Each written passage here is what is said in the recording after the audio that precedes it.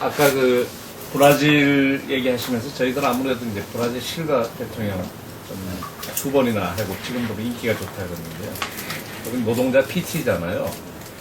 근데 이제 여기는 노동사목이나 그 노동운동에 대해서는 좀 얘기를 별로 안 하셨는데 제가 보기엔 대통령이 될 정도 그렇게 지지 기반이 튼튼하면은 상당한 그 나름대로 기반이 있는데 그런 부분 그쪽에 대해서 조금 보완해서 좀 설명을 해주시면 좋을 것 같고요. 아울러서 영관장님 아까 그 얘기하실 때 저는 하여튼 70년대 종속이는 해방시대 얘기 많이 하다가 오랜만에 접들어서 반가운 얘기들이 많은데 본래 출발은 기초공동체가 이미 다리를 놨고 신학은 항상 이제 세컨 2차적으로 이제 나오는 건데요. 그거하고 아까 이제 얘기하셨던 프랑스 사회주의, 기독교 사회주의가 기성 브라질 캐톨릭 사회 신학에 영향을 미쳐서 상당히 경제 신학 발전은 그 뒤로 자본주의 비판안까지 연결된다 그랬는데 그런 흐름 하나하고 원래 이렇게 바닥에서 출발해서 있었던 그런 대중적 기반, 기초 공동체하고 좀 이렇게 상호 접점들이 잘 마련이 어떤 식으로 되는가 그런 거 좀 잠깐 기본적인 질문.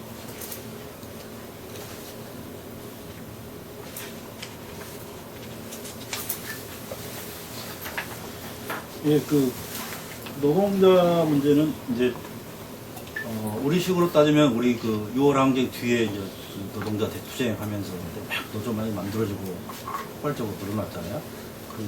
그게 이제 88년이죠. 브라질은 그게 79년에 그게 있었고 그러면서 제 기억으로 80년대에 우리도 같으면 이제 민주노총 이게 만들어지고 그러면서 그 민주노총이 이제 토대가 돼가지고 노동자당이 형성이 되었는데 일단은 브라질 같은 경우에 보면 노동자당을 이제 형성 창당을 할 때 이제 주요 이제 핵심 멤버가 아까 이야기했던 민주노총 한쪽에는 민주노총 또 한쪽에 이제 가장 큰 역할을 했던 게 이제 기초공동체예요.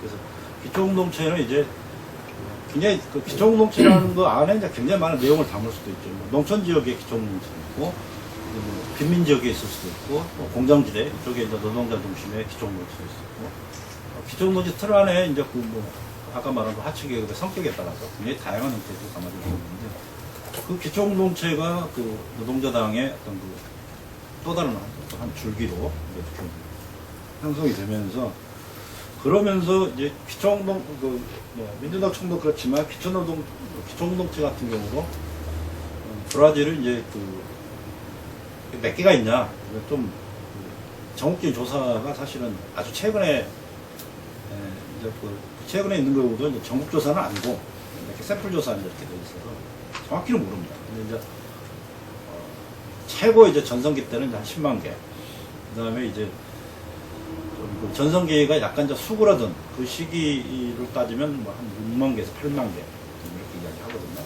그래서 거기에 가담하는 신자들 숫자를 200만, 400만 사람에 따라서 여러 가지. 어쨌든 그 숫자가 이제 브라질 전체 인구로 놓고 보면 브라질 인구가 1억 5천 이 정도 잡는다 하면 전체 인구로 놓고 보면 아주 작은 숫자죠. 그래서 이제 기초공동체를 이야기하면서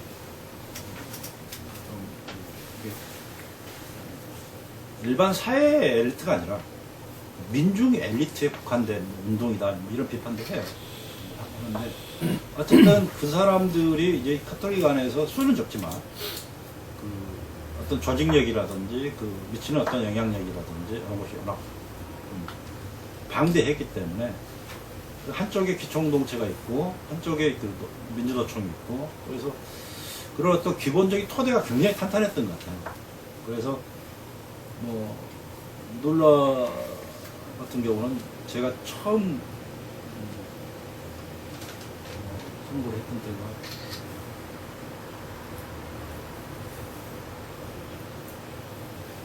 89년이거든요. 제가 89년에 갔는데 그때 처음 이제 대선 나왔다가 결선 투표까지 가갖고 이제 졌거든요. 그때 이제 처음 출마를 했었는데 그때부터니까 꽤 오래됐죠. 그래서 그 오래된 동안에도 아무리 인기 없어도 15% 나온다.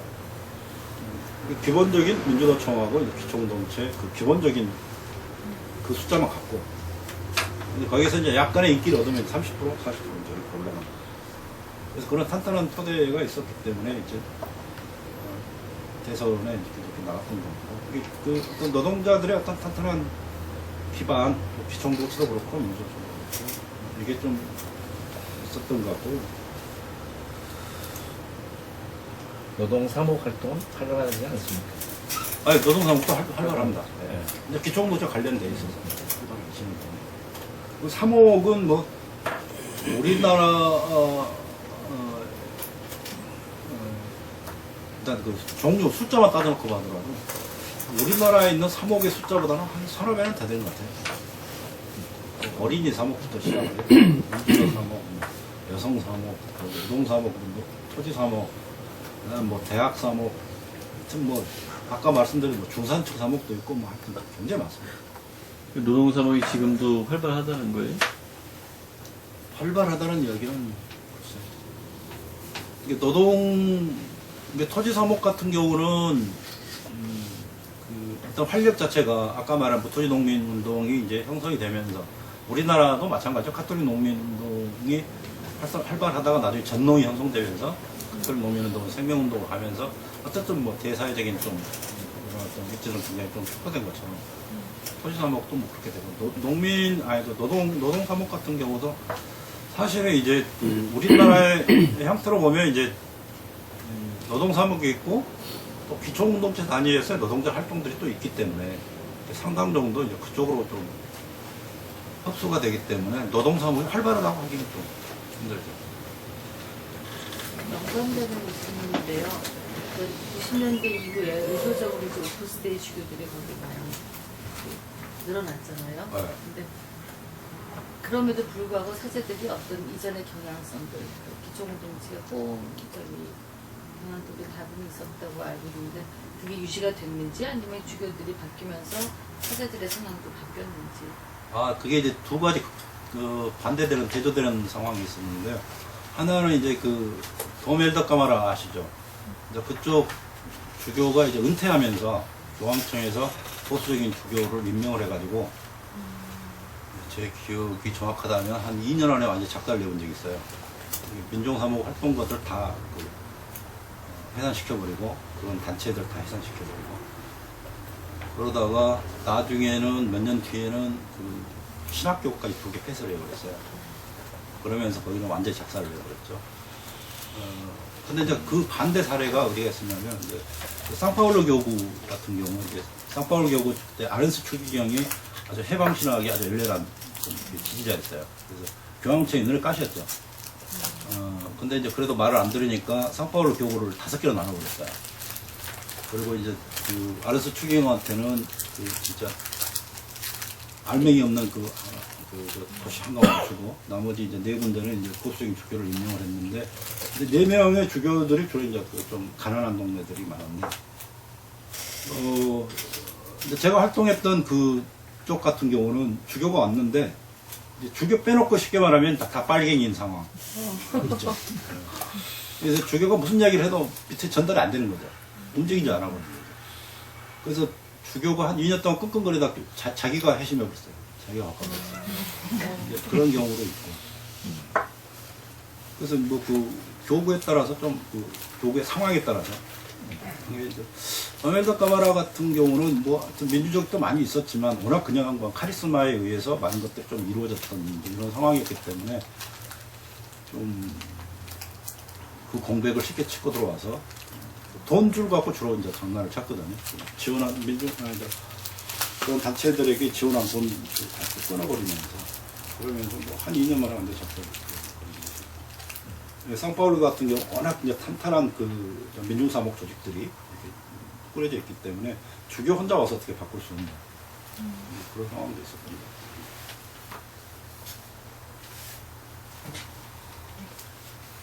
아까 그 두 번째 질문은 얘기 안 하신 것 같은데. 아, 예. 사회주의 영향하고 예. 위하고 아재 좀 만났는데. 그게 이제 제가 그 잠깐 그 차이에 대해서 이야기를 제가 여기 써놨는데, 잠깐만요.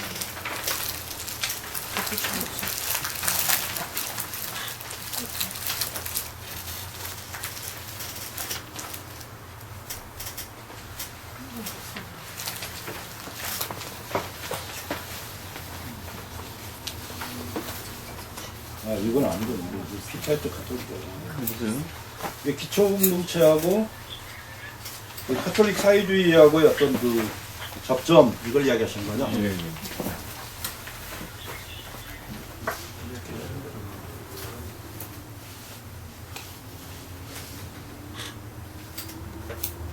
예, 처음에 그 프랑스를 중심으로 한 그쪽에 이제 카톨릭 사회주의 쪽의 흐름들이 이제 아까 말한 대로 뭐 수도에나 그쪽 사람들이 직접 이렇게 강의 오거나 해서 이제 전달이 됐는데, 그걸 이제 맨 처음에 이게 50년대, 그때는 뭐 기총독재체는 없었으니까 맨 처음에 이제 그 받아들였던 집단이 카톨릭에는 그 대학생이 있습니다. 카톨릭 대학생의 멤버들이 이제 가장 먼저 받아들였고, 그래서 이제 카톨릭 안에 있는 단체로서는 가장 먼저 좌파로 선회한 게 이제 카톨릭 대학생 집단이고, 그러면서 이제 그게 이제 다른 여타 카톨릭 이런 사람들 단체들한테 이제 영향을 주면서, 그게 이제 뭐랄까요, 그 50년대 그 기간 동안에 카톨릭 어떤 진보적인 실천을 이끌어가는 어떤 그 이념적인 어떤 토대가 됐던 것 같고, 기초공동체는 이제 그런 어떤 그 이념적인 기반과 더불어서 이제 그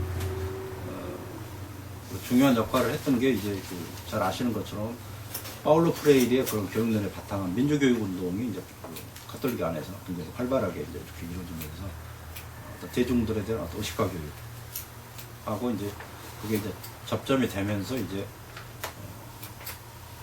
나타나기 시작한 게 이제 기초공동체라고 이렇게 이제 볼 수가 있죠. 그래서 카톨릭 사회주의하고의 뭐 직접적인 만남, 접점, 그것은 뭐 따로 이렇게 그냥 직접적으로 뭐 카톨릭 사회주의가 와서 뭐 기초공동체를 활성화하고 뭐 이런 게 아니기 때문에, 그 영향을 받았던 활동가들에 의해서 그런 어떤 그 기초공동체들이 이제 나중에 조직된 이런 형태이기 때문에 따로 뭐 직접적인 접점이라고 하기는 그럴 것 같습니다.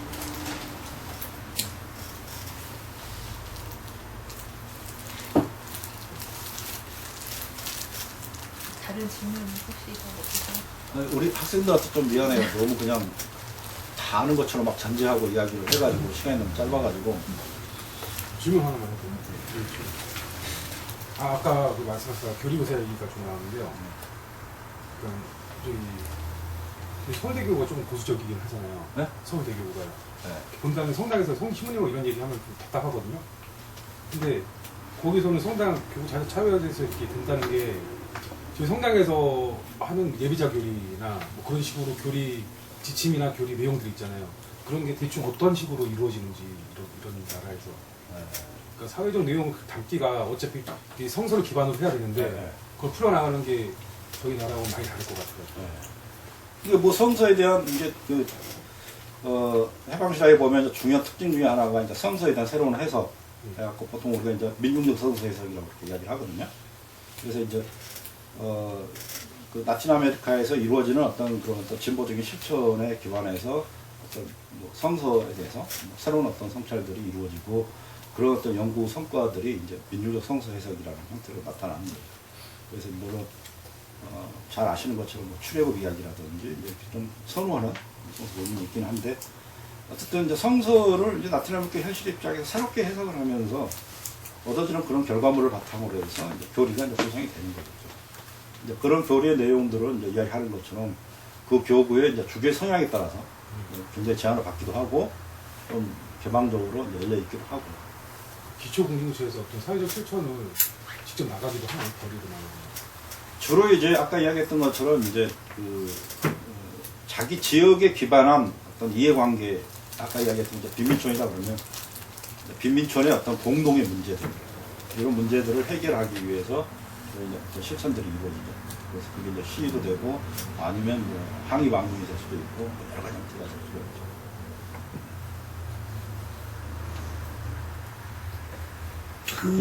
그 시간에 로마 교황청에서 그 해방 신학을 그 억압하고 일부 이단으로 취급하고 그랬는데 네.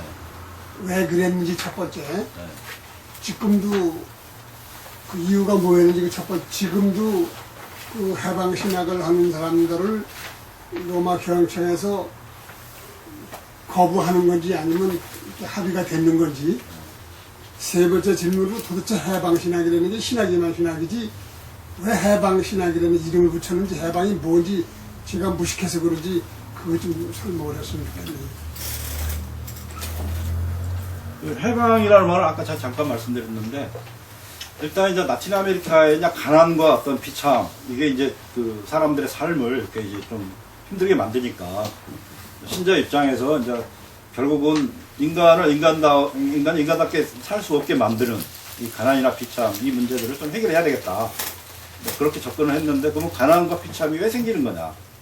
근데 그 사람들 입장에서는 결국 그 라틴 아메리카 사람들이 잘못해서가 아니라 라틴 아메리카 경제 자체가 유럽이나 미국에 종속되어 있기 때문에 그래서 라틴 아메리카의 어떤 부나 자원이 다 그쪽으로 이전되기 때문에 라틴 아메리카에서 가난하다.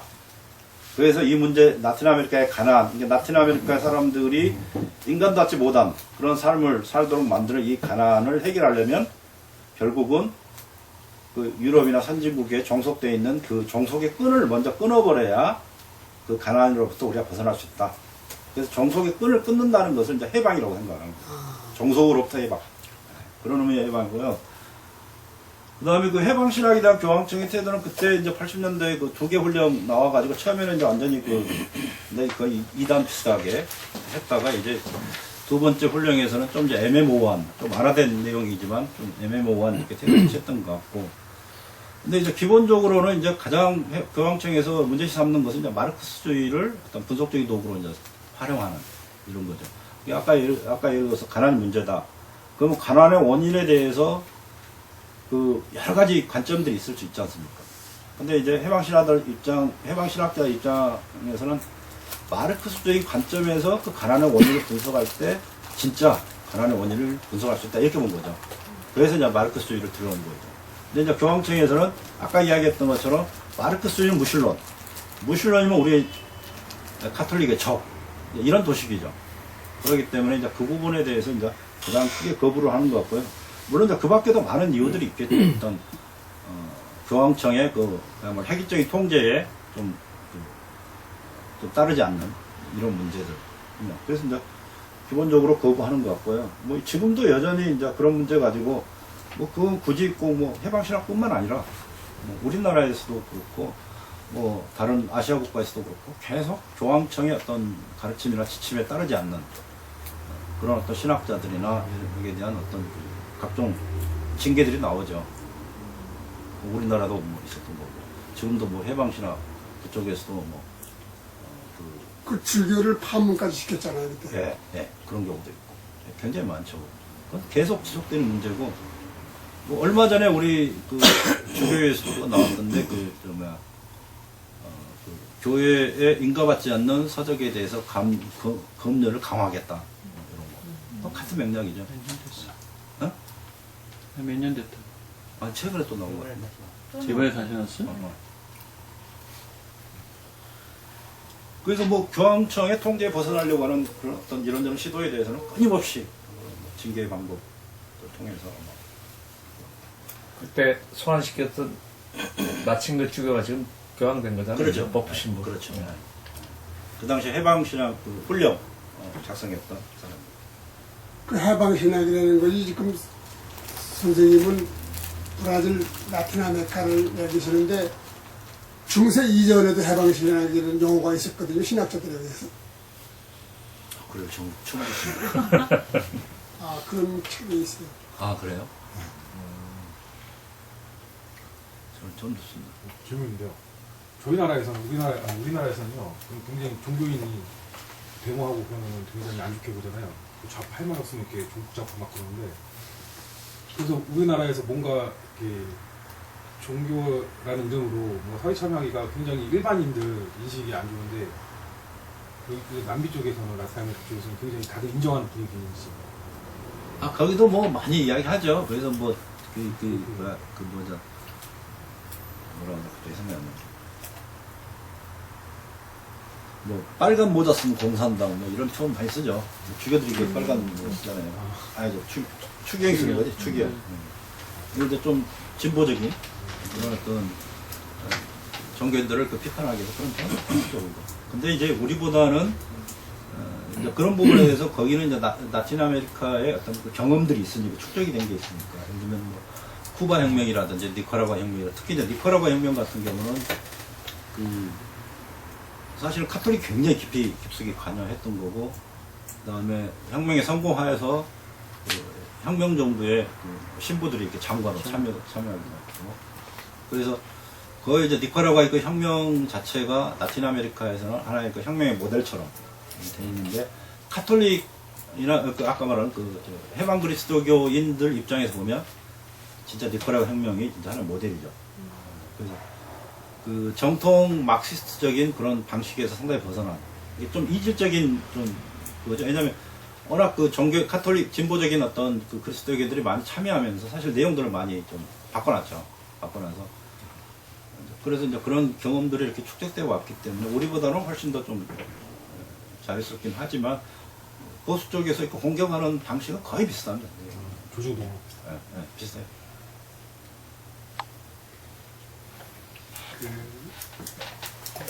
우리나라 또 민주화가 이제 비판적 신학운동에 중요한 변화를 야기시켰잖아요. 그래서 이제 그런 변화는 이제 비판이 교란됨으로도 생기는 현상이죠. 그 전에는 이제 명백하게 네. 우리와 적이 이제 나눠져 있었지만 그런 게 모호해지는 거잖아요. 근데 이제 브라질도 이제 그 사회주의 정권이 이제 집권하게 되면서 또 외국 자본들의 민중 이런 틀이 교란됐잖아요. 국유화하기도 하고 하니까. 근데 이제 이 책은 지금 96년도에 저술됐으니까 8, 90년대 경제신학이나 해방신학자들의 얘기가 이데올로기 이런 같은 경우도 굉장히 이분법적이잖아요. 소부자본 대 민중. 민중은 어떻게 소부자본들이 삶 속에 파고드는가 뭐 이런 이제 이분법적인 가치만 얘기되고 있는데 이제 그 이후에는 또 그런 어떤 가치가 교란되고 비판이 교란됨으로써 해방신학도 어떤 담론상의 변화가 있었을 것 같은 느낌이 드는데 그런 것을 소개해 주실 수 있는지. 거의 뭐 우리가 알고 있는 뭐 수준에서 보면 예를 들면 뭐 이제 그 90년대에 이제 그런 어떤 그 해방신학에 대한 비판 외부에서 제기된 거지만 그런 비판이 나오면서 해방신학 내부에서는 그런 외부의 비판들을 어쨌든 뭐 상당히 이데올로기적인 편견이 있는 거기 때문에 수용하지 못하지만 어쨌든 뭐 나름대로 해방신학에 대해서 좀 비판해보자 이제 이런 분위기도 형성되면서 주로 이제 많이 이야기됐던 것 중에 하나가 아까 말씀하신 대로 좀 비슷하죠. 정치투쟁 좀 일변도였던 그런 어떤 상황들에 대한 어떤 반성 이러면서 이제 다른 주체들에 대한 관심 원주민들이라든지 그다음에 이제 흑인들이라든지 어떤 인종적인 새로운 주체에 대해서 이제 접근하는 그런 어떤 신학적인 성찰들이 좀 많아질 경우가 있고 그다음에 90년대에 이제 또 다른 게 그 라틴아메리카에 크게 영향을 끼쳤던 게 이제 92년에 리오데자네이루에서 그 유엔 환경회의를 거기서 하거든요. 그러면서 이제 환경 문제가 아주 큰 이슈가 됐던 거죠. 대표적으로 이제 그 레오나르도 포프 같은 경우도 바로 이제 물론 이제 그 양반은 이제 70년대도 그 환경 문제에 대한 글을 쓰긴 썼지만 어쨌든 이제 90년대 그 이후로 이제 환경 문제 주로 이제 많이 이야기를 하고 다른 신학자들도 생태 문제에 대해서 관심. 뭐 우리하고 뭐 거의 비슷할 거라고 생각합니다. 그런 자본주의에 대한 비판들은 어떻게 달라지는지. 자본주의 이제 그거는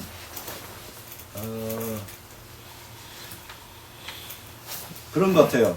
이게 거기는 이제 70년대, 80년대 계속 비판해 왔잖아요. 근데 90년대 상황이 들어와서 특히 이제 신자유주의가 이제 나치나게 확산이 되면서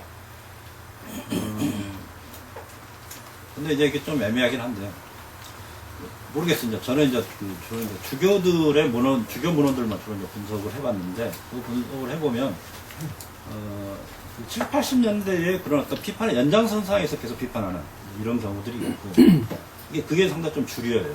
신자유주의만의 어떤 특성, 90년대에 어떤 달라진 어떤 상황을 좀 감안한 그런 어떤 변화들 같은 경우가 별로 없었던 것 같아요. 그게 이제 좀 해방신학의 어떤 주류적인 입장인 것 같고 전혀 또 이제 다른 맥락에서 이제 그 경제신학 같은 경우는 신자유주의 자체를 이전의 어떤 자본주의하고 전혀 다른 자본주의로 규정을 하면서 아까 말한 이제 신자유주의 감론 자체의 어떤 종교적 특성이라든지 이런 걸 비판하면서 좀 비판의 각도를 좀 달리했다고 할까요? 이런 것들이 이제 주로 이제 경제신학 쪽으로는 이루어지는데 해방신학의 주류의 입장에서는 좀 답이 좀 교도적인 그런 좀 약간 좀 경직된 그런 비판들이 아직은 좀 주류가 아닌가 그런 생각이 들어요. 물론 이제 뭐 세부적인 내용에 들어가서는 뭐 사람에 따라서 그냥 차이겠지만 큰 흐름 주교들 같은 경우는 주교들 말고는 그러면은 이를테면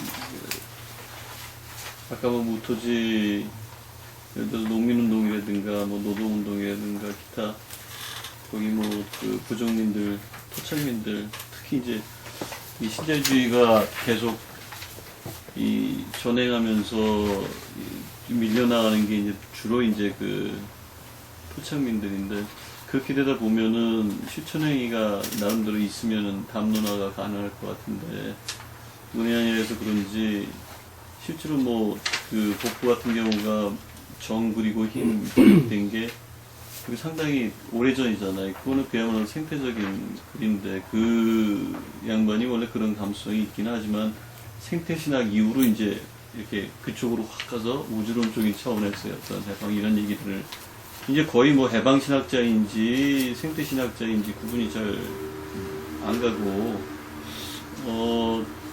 만약에 담론이 그런 운동을 바탕으로 해서 생산이 된다라고 한다면은 지금 금방 말씀하셨을 때 해방신학의 주류라고 말씀을 하셨는데 그럼 해방신학의 지금 주류가 뭔지 그것도 굉장히 궁금하거든요. 아까 아니 제가 이야기했던 게 이게 뭐 제가 분석한 내용 갖고 저는 답변할 수밖에 없으니까 내가 분석했던 게 브라질 주교회예요. 주교회 문헌들. 그러니까 주교의 문헌 주교들의 말고 어떤 지배적인 입장. 그 신학자들이 끊임없이 전에 했던 그러한 식의 어떤 일원화 작업들, 담론화 작업들을 해내고 있는지 그런 운동의 바탕을 두어서 그걸 좀 여쭤보고 싶어요. 아까 말씀하셨을 때 해방신학이 유효한가? 유효하다. 그 근거를 아직도 민중들이 굉장히 지지하고 이렇게 말씀하셨는데 그게 물론 전처럼 그런 건 아니겠지만은 복부가 그런 모습을 보이고 그렇게 갔다라고 한다면 다른 신학자들은 어떤 신학자들의 어떤 그 지금의 관심사가 뭐고 그러면 어떤 담론들을 생산해내고 누구의 이야기들을 하고 있는지 신학자들은 뭐 그걸 제가 다 포괄적으로 이야기할 수는 없을 것 같고요. 제가 이제 경제 문제에 국한해서 이야기를 드리자면 크게 한 세 부류 정도 있을 것 같아요. 세 부류 정도 있을 것 같은데 아까 이야기했던 것처럼 70년대, 80년대에 우리가 자본주의 비판했는데 여전히 자본주의 문제니까 똑같이 비판하자 이런 어떤 뭐 좀 달라진 게 물론 이제 자본주의 비판이라는 것은 여전히 유효한데 좀 새로 달라진 현실에 대한 어떤 고려까지는 안 돼 있는 이런 어떤 부류가 있을 것 같고 그 다음에 이제 경제신학 같은 경우는 기존의 어떤 해방신학에서 이렇게 이제 경제 문제를 다루는 어떤 시각과 전혀 다르게 경제 체제, 자본주의 경제 체제가 갖고 있는 어떤 이데올로기적인 측면, 종교적인 측면, 이런 측면에 대한 어떤 비판을 통해서 이제 주로 이제 이야기하고 있고. 그 다음에 또 다른 한 부류는 이제 경제 문제라는 게 어떻게 보면 이제 90년대를 지나면서 좀 이렇게 식상한 주제. 그래서 예를 들면 환경 문제나 여성 문제나 인종 문제나 이렇게 화려하고 재밌는 주제들이 많은데 경제 문제에 집착해 있는 것은 너무나 좀 거짓 시간이라고 생각하는, 그래서 이제 늘 끊임없이 새로운 주제들을 발굴하는 뭐 이런 부류. 그게 뭐 세 부류 정도 있을 것 같아요. 근데 뭐 일반 해방신학자들이 전반적으로 무슨 연구하고 있고 뭐 그것까지는 제가 따로 조사를 안 해봐서. 아까 기초공동체 얘기하실 때 기초공동체 사람들은 어떤 그 오순절 운동에 대해서 그렇게 대립적이 보이지 않는다고 얘기를 하셨는데, 그렇다면 그 오순절 운동이나 이런 것들이 오히려 기초공동체의 어떤 활성화나 혹은 그 성격 변화에 어떤 영향을 주는지, 그 이후에 어떻게.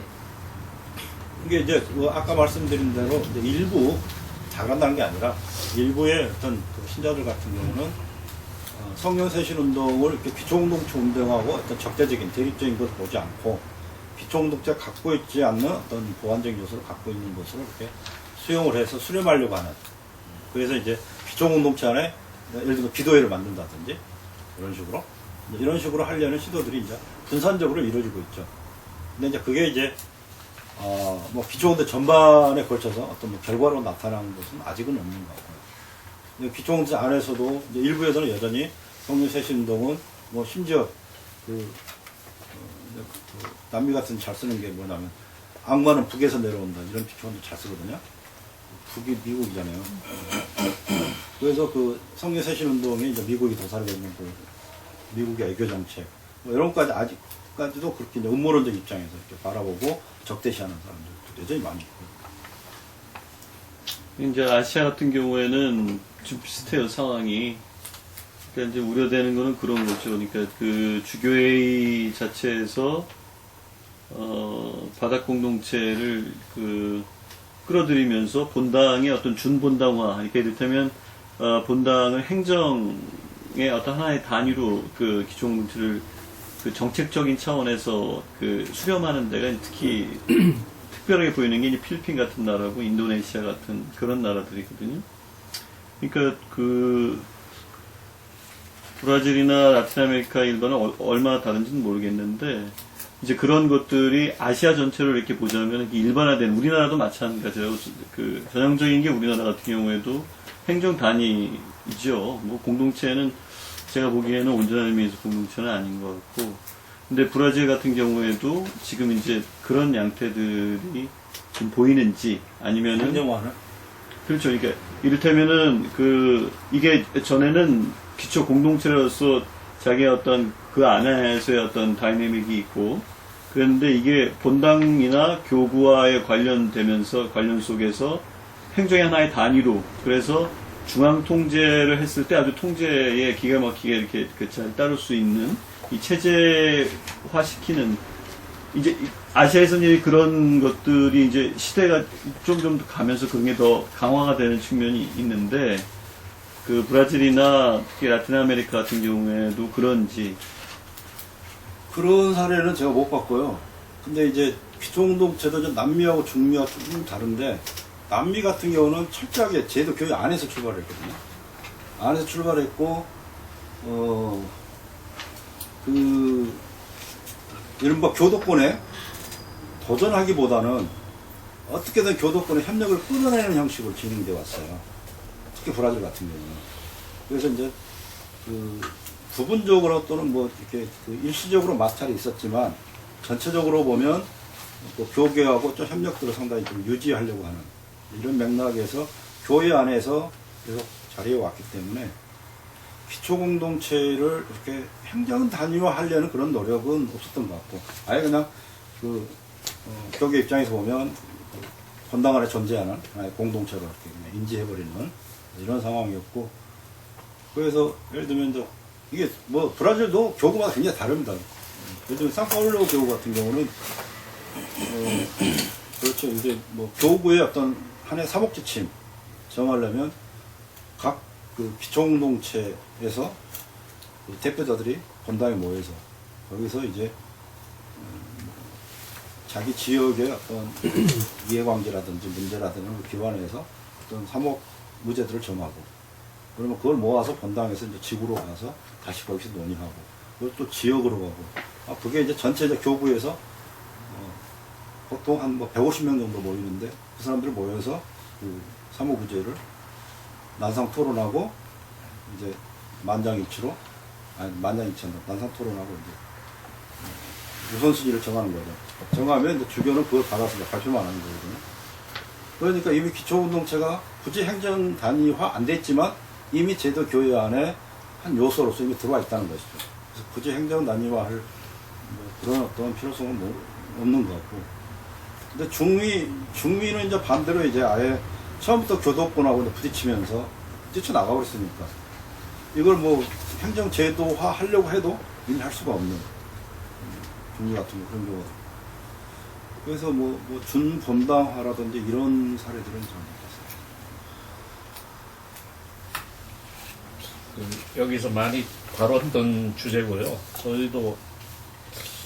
저희가 이제 농담은 그런 얘기만 했는데, 저도 이제 민중계 한 10년 했는데, 인천에서 90년대, 10년 동안. 민중들은 다 순복음교회가 있다, 뭐 이런 얘기를 했잖아요. 우리는 민중을 열심히 하려고 그러는데, 잘 안 오고, 어렵다 그러고, 하여튼 힘들다 그러고, 이제, 거기가 또 훨씬 편하고. 근데 이제 제가 또 캐나다 한 10년 살아보니까, 미주도 다 메인라인 처치들은 이렇게 내려가고, 펜타코스탈이나 이게 착 성장하거든요. 이제 남미도 그렇다고 저도 이제 얘기를 들었고, 아프리카도 그랬거든요. 아프리카 전 세계적인 어떤 현상이고, 거기에 대해서 이제 하비 콕스 같은 사람 좀 새롭게 해석도 적극적으로 하더라고요. 그래서 이제 아마 성경 세신 운동에 대한 뭐 캐톨릭 교회 입장 변화 같은 것도 그런 거하고 좀 연관이 있는 것 같은데, 그런 차원을 좀 떠나서라도 전체적으로 종교 운동 안에서 우리 이 개신교를 캐톨릭을 포함한 이 그리스도교 안에서 그 성령 그 오순절파들이 이렇게 굉장히 이렇게 활성화되는 과정들, 이런 부분에 대한 좀 우리 나름대로 좀 새로운 어떤 해석이랄까, 또 그 부분들을 어떤 요소를 우리가 좀 새롭게 좀 적극적으로 해석하면서 이렇게 좀 수용을 해야 될까, 이런 거 좀 아무래도 우리가 고민 좀 해야 될 것 같다는 생각이 들거든요. 뭐 저는 질문은 아니고 이제 아마 이게 굉장히 큰 주제고 앞으로 아마 교회들의 보편적인 그 논의가 많이 되는데, 하여튼 어쨌든 중요한 거는 그 영성 문제, 스피리추얼리티. 제가 그 캐나다에 있을 때 그 예수의 학교 보니까 Justice with Spirituality, 그걸 강조를 많이 하더라고요. 그런 면에서 좀 그 수렴을 시킬 수 있는 그런 걸 적극적으로 우리도 좀 찾아 나가야 되지 않겠는가, 그런 생각이 들고, 또 한 가지는 이제 제가 말씀드리고 싶은 거는, 기초공동체 얘기를 들으면서 저희들이 왜 이렇게 한국 사회 운동은 중앙적으로 이렇게 발전, 노동운동도 그렇고 이렇게 빈민운동도 그렇고 많이 했는데, 왜 이렇게 정권을 바뀌어도 그냥 맥없이 무너질까 보니까 역시 기초가 약하다. 그래서 지금 마을 만들기로 돌아가고 있잖아요, 지금. 박원순 시장도 그렇고. 전체적으로 아마 화두가 마을 만들기, 뭐 사회적 기업, 협동조합 이런 걸 통해서 마을 만들자 이런 운동을 많이 가는 것 같은데, 저는 이게 신앙적으로 이제 기초공동체를 만들자는 걸로 이렇게 좀 말 받아들이고, 제 교회 옆에 성미산 공동체가 있는데 거기도 보니까 거의 교회 만드는 과정은 똑같더라고요. 이게 제 걔네들하고 얘기 많이 해보니까. 걔네들은 내가 볼 때 교회를 만든 거다, 마을 교회, 이렇게 이제 제가 해석도 하고 그랬는데, 그런 면에서 기초공동체가 기반이 돼서 브라질에서 그렇게 좀 탄탄하게 어떤 그런 게 우리한테 좀 상당히 시사하는 바가 현재도 많이 있지 않나 그런 생각이 제가 뭐 이건 전체적으로 한번 다 같이 그냥 얘기해보자고 그냥 근데 뭐 그건 분명한 것 같아요.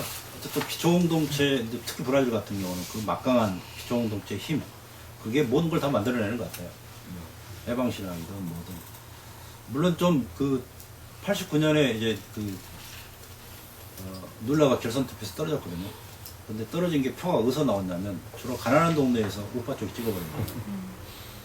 그래서 그때 몇 년 뒤에 네오나드 보프가 아주 유명한 논문을 썼는데, 이게 뭐냐면 네오나드 보프의 주장은 뭐냐면, 가난한 사람들을 의식화한다는 게 어디까지 가능한 거냐.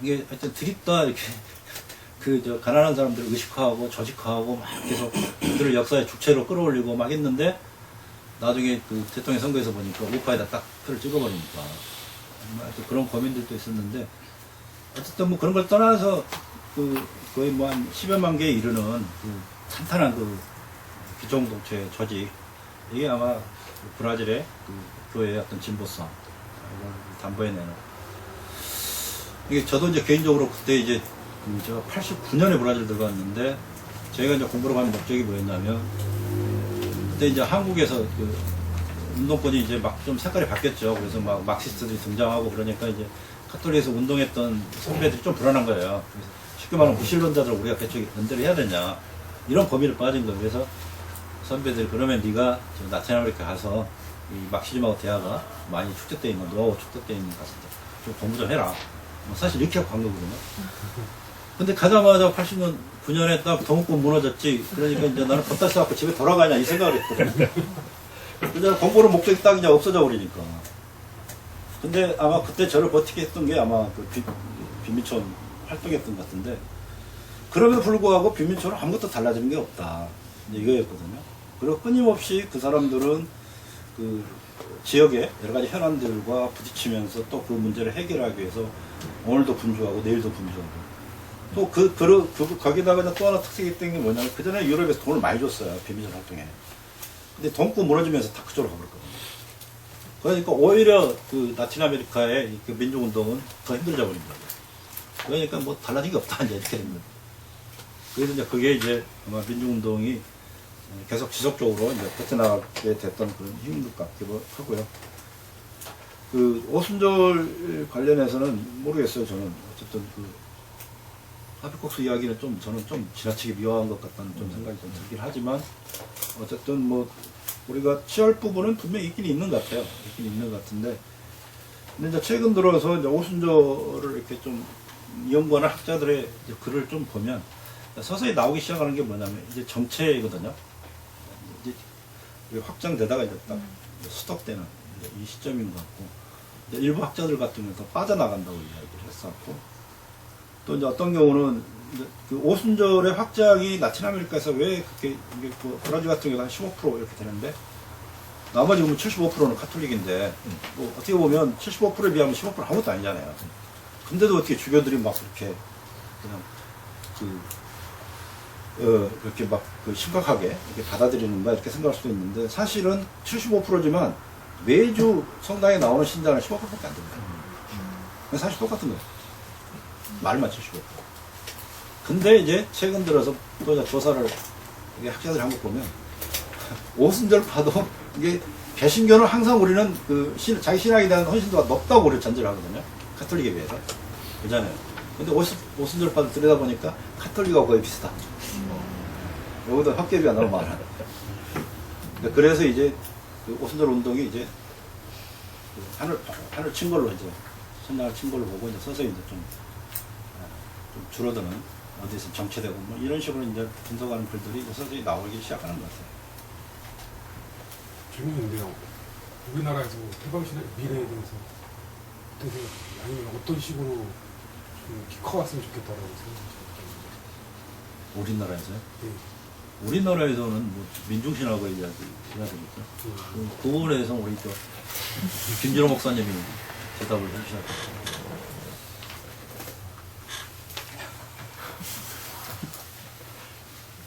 우리나라에서 말씀하시는 취지를 잘 모르겠어요. 아 미래에 대해서요. 민중신학의 미래에 대해서.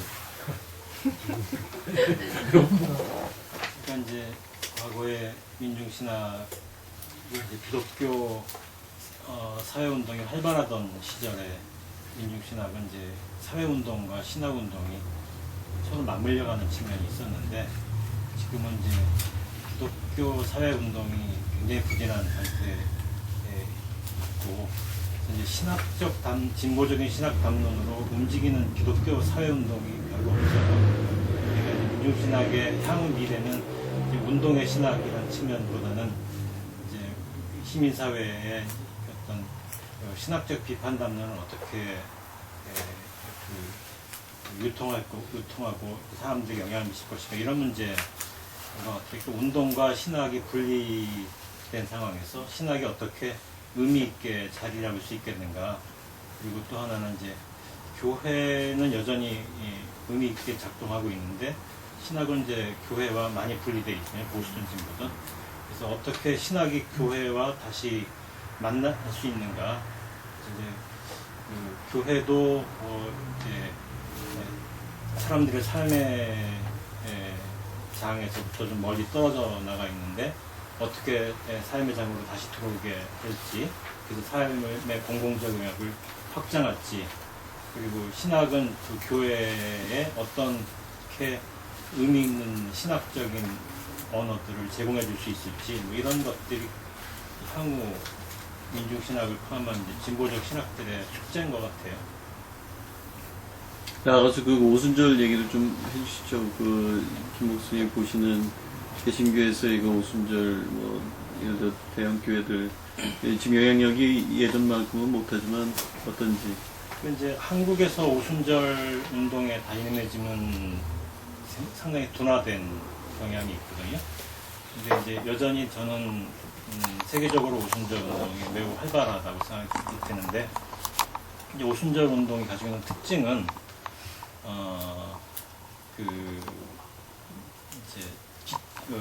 가난한 대중 사이에서 매우 그들을 다이내믹하게 만들어주는 어떤 종교적 동기를 제공해주고 있다는 거. 그 다음에 또 하나는 이념에 대해서 매우 도구적 태도를 취한다는 거.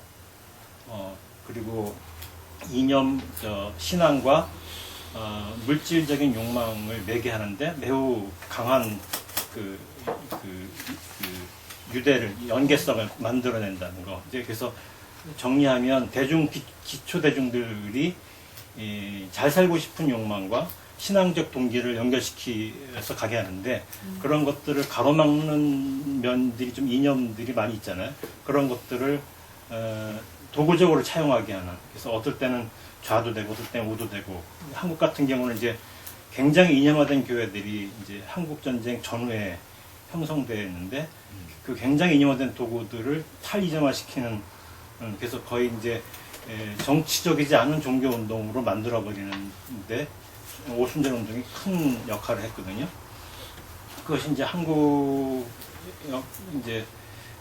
전쟁을 이후에 한국인들에게 전쟁의 트라우마를 씻게 하는 데는 중요한 역할을 했고, 또 한국 전쟁의 배경이 됐었던 이제 진보와 보수 간의 이제 대립이라는 차원에서 이제 진보적 이념이 담고 있었던 공공적인 의미나 이런 것들을 소진시키는 데 또 역할을 했고, 그래서 장단점이 있는 것 같아요.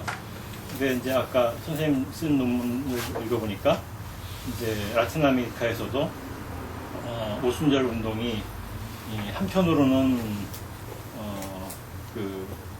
사파티스타 운동하고도 결합되는 측면도 있지만, 동시에 이제 민중운동적인, 해방운동적인 그리스도교와 분리되는 지점이 이제 이념적인 도구성에 또 있는 것 같거든요. 그래서 이제 아마도 이런 것들이 이제 라틴 아메리카 대중들이 탈이념화되고 물질화되는 현상과 맞물려 있는 것 아닌가, 이런 생각이 좀 들어요. 그래서 이제 그런 측면들이 아마 신학의 과제인 것 같아요. 이념이 더 이상 신앙적 동기에 중요한 영향을 못 미치고, 물질적으로 성공하고 싶은 욕망이 영향을 미치고 있는 사회에서 신학이 이제 어떤 자본을 악마화하는 담론만 가지고 생존할 수 없다는 거, 어떻게 사람들의 욕망과 어떤 삶의 공공성을 이렇게 연결시킬 수 있는 신학이 될 수 있을지, 그렇게 다가가지 않으면 이제 오순절 운동이 가지고 있는 부정적인 측면을 신학이 막아내긴 좀 어렵지 않을까. 아니 이게 김광석 교수님은 이제 그게 바닥을 쳤다, 혹은 땅을 위를 쳤다라고 하지만, 사실 가톨릭 같은 경우에는 한국만 보더라도 이제 막 오순절 교회가 커가는 그 개신교 흉내내는 게 이제 많이 퍼지고 있는 그런 상황이고, 세계적인 가톨릭 추세를 보더라도 얼마 전에 마드리드에서 했던 그 세계 청년대회에 참가했던 수많은 청년들 중에서 반 이상이 그런 성령주의적인 오순절 쪽의 청년들이 많이 참가를 했어요. 그러니까 그런 것들을 보면은 실제로 아직 계속해서 이런 것들은 진행이 되고, 공통적으로 보이는 건 이제 개인적으로는 굉장히 그 리버럴하고 굉장히 정치적으로 진보적일 수 있는데 집단적으로는 굉장히 보수적이라는 거죠. 정치적으로도 그렇고. 근데 그것 자체에 대해서 적어도 FABC니까 이제 아시아 주교회라든가 신학자들이라든가 이런 것들은 그런 얘기밖에 못해요. 그러니까 지금까지의 담론의 수준은 그러니까 거기에서의 어떤 것들을 받아들여라. 에큐메니컬 차원에서 좀 받아들이고 긍정적인 거. 근데 오순절교회 쪽에도 좀 뭐 사회 문제에 관심을 갖게 하는 이 정도 얘기밖에 더 관계에 대해서 고민을 많이 하지만 근데 굉장히 열려 있어요. 뭐 그걸 갖고 문제시하거나 좀 그런 건 없어요. 여기서 지금 발제를 했듯이 뭐 일반 신도들 차원에서는 굉장히 자유롭게 뭐 섞이고 그럴지는 모르겠는데 적어도 아시아 차원에서는 그렇게 무슨 뭐 오순절교회를 가톨릭이 받아들이는 데서 거부감이 있다거나 그런 건 없거든요. 그러니까 이제 아시아나 이런 데서는 이제 오순절 운동이 개신교 신앙에만 영향을 미치는 것이 아니라 말씀하신 대로 가톨릭 신앙 운동에 영향을 미치고 있는데 제가 생각하기에는 한국에서 천주교 성령 운동은 이게 엘리트적 현상을 좀 많이 지니고 있는 것 같아요. 그러니까 한국에서 어떤 기초 대중들의 신앙 운동적 성격보다는 엘리트들의 어떤 영성화 현상과 좀 더 맞물려 있는 것 아닌가 좀 생각이 좀 들거든요. 근데 이제 아까 김영철 목사님께서 이제 성미산 공동체 얘기했지만 그런 전 세계적으로 지금 이제 시민층들은 매우 공공적 성격이 강화되는 측면이 있는 것 같아요. 그런데 이제 빈곤층 같은 경우는 굉장히 공공적 성격보다는 이제 살려는 욕망과 개별화가 더 많이 진척되고 있는 현상을 빚고 있는 것 같거든요. 그래서 이제 그것이 이제 이념적으로 기초대중들은 많은 경우에 보수적인 경향도 지니고 있고 신자본주의적 성향도 지니고 있는데 반해서 이제 어떤 시민층 같은 경우는 굉장히 대안적 자본주의 운동이라든가 이런 공동체 운동이라든가 이런 공공성의 성격을 지니고 있는 운동들이 많이 일어나고 있는 것 같은데 오순절 운동은 대부분의 경우에 저소득층 계층 사이에서 굉장히 액티브하게 일어나고 중산층화되면 어떤 동력이 매우 소진되거나 변형되는 좀 경향이 있는 것 같아요. 한국은 조금 다른 것 같은데요. 그래서 성령운동 하는 경우에는 한국도 가톨릭 경우도 저소득층이라고 봐야 될 것 같고요.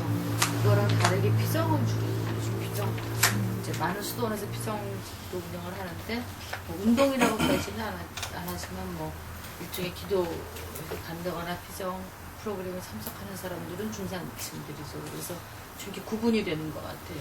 그래서 다양한 프로그램에 참여하는 사람들 혹은 피정을 갈 수 있는 능력이 있는 사람들하고 그렇지 않고 그냥 대중적인 성령운동을 갖는 사람들은 굉장히 오순절적인 성격이 강하다. 그래서 가톨릭 안에서 보이지 않는 계층화가 아주 드러나는 데가 거기가 아닐까라는 생각을 합니다. 요새 어떤 가톨릭으로 가는 제일 많이 개신교 교인들이 많이 가잖아요. 그래서 지난번에 사대강한다고 신부님도 만났더니 좋은 교인들 많이 보내주셔서 감사하다고 그러더라고요. 제일 헌금 잘하고 열심히 한다고. 아이고 좀 가면 그러면 돈이라도 좀 있죠.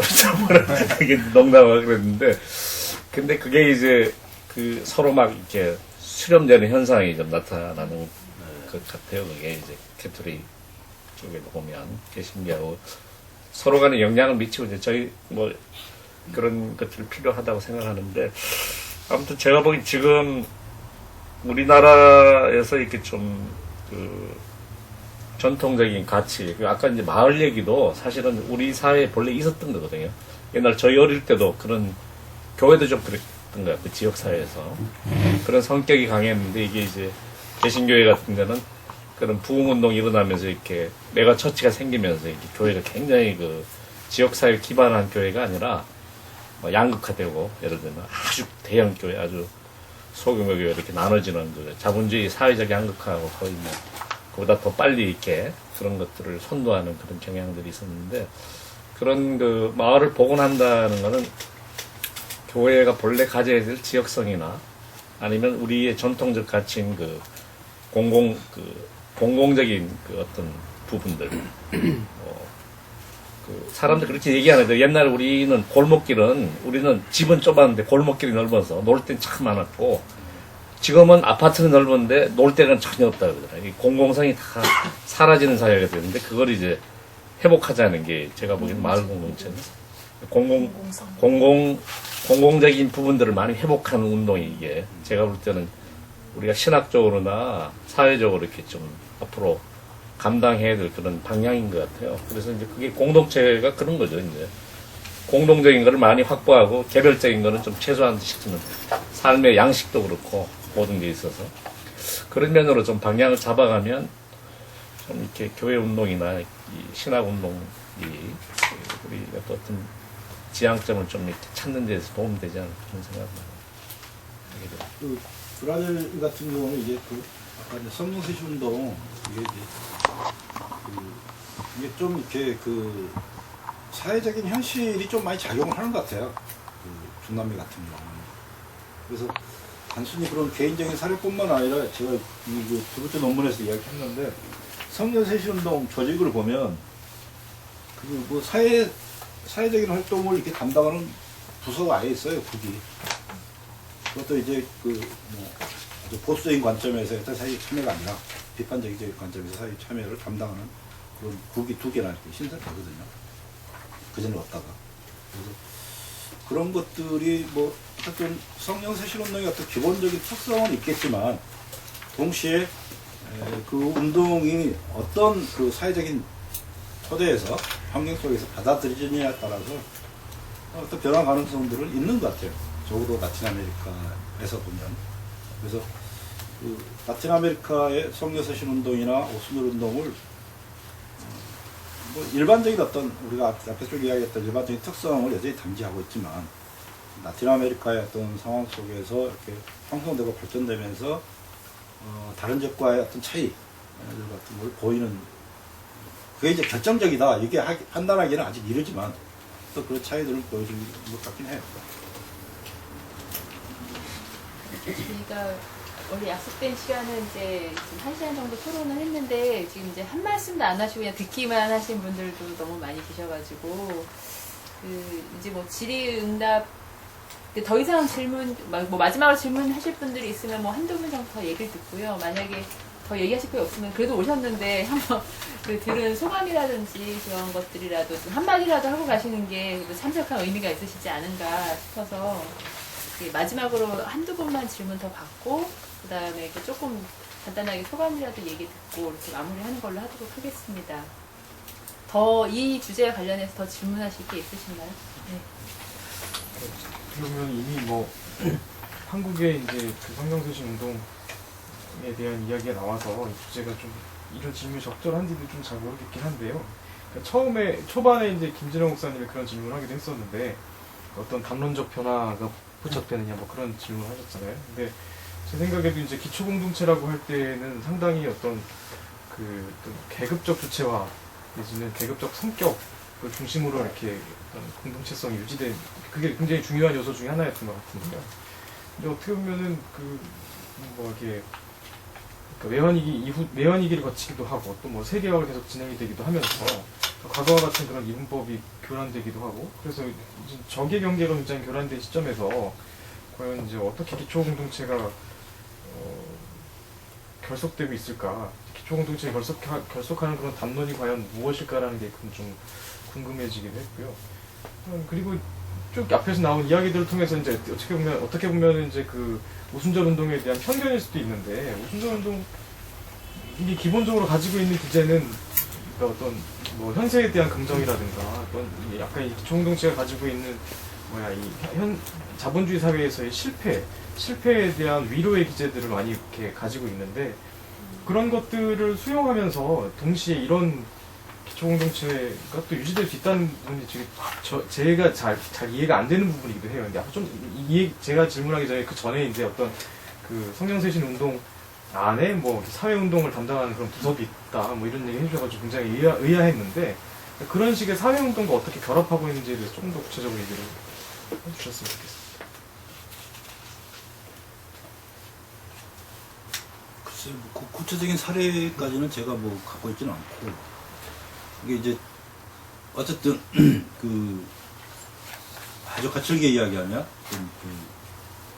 성령쇄신 운동이든 기초공동체든 어떤 문제를 바라보는 데서, 사회 문제를 바라보는 데 있어서, 기초공동체 같은 경우는 이제 구조적인 접근을 취한다면, 성령쇄신 운동은 좀 개인적인 관점에서 취하는데, 어쨌든 그 개인이 놓여있는 어떤 현실 자체가 극도의 어떤 가난이나 비참으로 이렇게 계속 지속되는 이런 상황이 있기 때문에 그런 가난과 비참을 계속 이렇게 지속적으로 생산하는 어떤 기제라든지 원인이라든지 그게 꼭 마르크스주의적인 관점은 아니죠. 거기에 대해서 관심을 가질 수밖에 없고 그런 것들이 성령쇄신 운동이나 성령쇄신 운동을 하여금 그런 사회 문제에 대해서 어떻게 대응할지 어떻게 그 문제 해결하는 데 기여할지 이런 어떤 고민들을 하게 했고 그게 이제 그런 부서들을 만들어지는 그런 계기가 되지 않았나. 그게 이제 구체적으로 어떻게 나타났는가는 뭐 제가 알고 있는 거는 이제 뭐 정당 만들려고 했던 시도 한번. 이제 그 정당은 뭐 실패를 했기 때문에 그 색깔이 정확히 어떤 거였다 말하기 좀 힘든데. 어쨌든 뭐 제가 아는 수준에서는 뭐 그 정도 노력이 있다. 그 정도밖에 제가 말씀을 드릴 것 같아요. 그리고 앞에 했던 지금 또 까먹네. 기초 운동체로 움직이는 동력이나 기제나 이런 거. 그게 좀 우리와 다른 것 같아요. 그게 뭐 어쨌든 우리는 이제 동구사회주의 얘기를 겪으면서 모르겠어요. 하여튼 제가 이해하고 있는 바로서는 우리나라 진보 진영에서는 또 최근 들어 좀 달라진 것 같긴 한데 어쨌든 이제 정치 투쟁에 이제 함을 갔다. 그러면서 이제 굉장히 좀 다양한 어떤 접근들을 했던 것 같은데 라틴 아메리카는 좀 약간 뉘앙스 차이가 있는 것 같아요. 기본적인 권리는 그대로 갖고 가되 그것이 다 보지 못했던 부분들을 좀 보자. 뭐 이런 관점이었던 것 같아요. 그래서 계급투쟁의 관점 그런 점에서 보면 여전히 유효하다고 할 수 있죠. 다만 계급투쟁으로 예전에는 다 이야기할 수 있다고 생각을 했는데 이제는 새롭게 뭐 원주민 이야기 나오고 뭐 흑인 이야기 나오고 환경문제 나오고 막 이제 이러니까 그런 관점 플러스 이런 요인들도 봐야 되지 않냐 이런 식의 좀 차이가 있지 않나 싶어요. 뭐 그런 어떤 정치 투쟁이 이제 뭐 의미 없다 이렇게 해버리면 아까 말한 대로 좀 헷갈리는 상황이 발생을 하는데 그런 상황이 아니기 때문에 여전히 그런 어떤 관점들이 유효하고 부족한 부분들을 보완하면 더 뭐 가장 이런 어떤 관점이 있는 것 같아요. 그렇기 때문에 좀 가능한 이야기가 아닌가.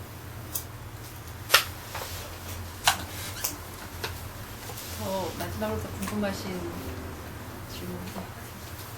경제 종교 말씀하시면서 그러니까 자본주의 체제가 하나의 종교화가 되고 있다고 말씀하시는데 좀 더 조금만 구체적인 표현들. 여기 이제 주장이 이제 마르크스의 그 자본론에 나오는 물시숭배 비판 이거하고 이제 그리스도교 전통의 이제 우상숭배 비판 이제 이것을 접목하면서 그 자본주의 시장 경제 안에서 그 상품이나 자본이나 뭐 이런 것들이 일종의 마치 신처럼 이렇게 이제 작동을 한다.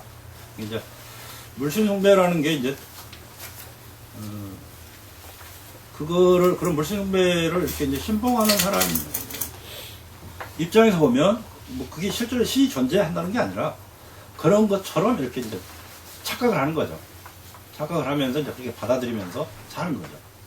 이게 뭐 우리 보통 뭐 물질 만능주의냐 뭐 이런 표현들을 많이 하잖아요. 근데 이제 그거를 우리가 이제 보통 비유적인 표현으로 하는데 이제 경제신학자들이 이제 신자유주의자들의 이제 저작들을 좀 분석해 놓고 보면 그 사람들의 기본적으로 어떤 그 시장 경제라는 것 자체를 완벽한 어떤 제도적인 장치로 간주하고 있는 부분이라든지 예를 들면 신자유주의자 뭐 어떻게 신자유주의라는 개념들을 처음으로 끌어냈던 뭐 하예크 같은 경우 시장 경제 자체를 이렇게 집단 이성으로 이야기를 하거든요. 정확히 표현하면 귀적을 낳는 집단 이성. 그런 거죠. 그래서 시장 경제 자체가 하나의 어떤 그 종교적으로 보면 기적을 행하는 어떤 신비체 이런 표현도 직접 사용을 해요. 그 다음에 미국의 누구지? 이름이 갑자기 생각이 안 나는 그 사람 같은 경우는 이렇게 그 기업을 이야기하면서 기업은 하나님의 육화다 이런 표현을 직접 씁니다. 신학자예요. 가톨릭 신학자인데 이게 그 역사적으로 교회가 그 세상 사람들의 그 뭘 이해로 엄청나게 이렇게 고통받고 고난을 받았던 것처럼 오늘날 기업들, 특히 대기업들은 그런 비슷한 고난을 받고 있고 이런 표현도 씁니다. 그래서 그 신자유주의적인 어떤 관점을 갖고 있는 뭐 경제학자들, 뭐 신학자들 뭐 이런 사람들 제작들을 분석해 보면 직접적으로 그런 어떤 표현들을 이렇게 쭉 분석을 하다 보면 마치 그 자본주의 시장 경제 자체를 하나의 어떤 종교적인 그런 것을 이렇게 간주하고 있지 않나 이런 어떤 분석을 하는 거죠. 실제로 그 서울교구 같은 경우는 그 학교법인 산하에 이 영리 업체들을 만들면서 그러니까 교회가 운영하는 이 사업체의 그 비전이 일종의 이제 그 영성으로 포장이 돼요. 기업 영성이라는 표현을 구체적인 비전을 이렇게 써놓고 있어요. 오히려 이제 그런 게 이제 우리 근처에서 이렇게 주변에서 발견할 수 있는 뭐 물신숭배, 우상숭배 이거 아주 구체적인 어떤 사례가 아닐까 싶어요. 개신교에서는 이랜드가 대표적인 기독교적인 경영 11점 아니냐고 하네요. 그런 걸 넘어서서 이제 하이에크 같은 이제 현대 자본주의 이 신자유주의적인 이론을 기초한 사람들의 텍스트가 이제 미국의 종교신학이나 라틴 아메리카 종교신학자들은 하나의 종교적 서적이라고 보는 거예요. 기독교적 기업을 넘어서 자본주의 자체가 그냥 종교 체계다 이렇게 보는 거예요.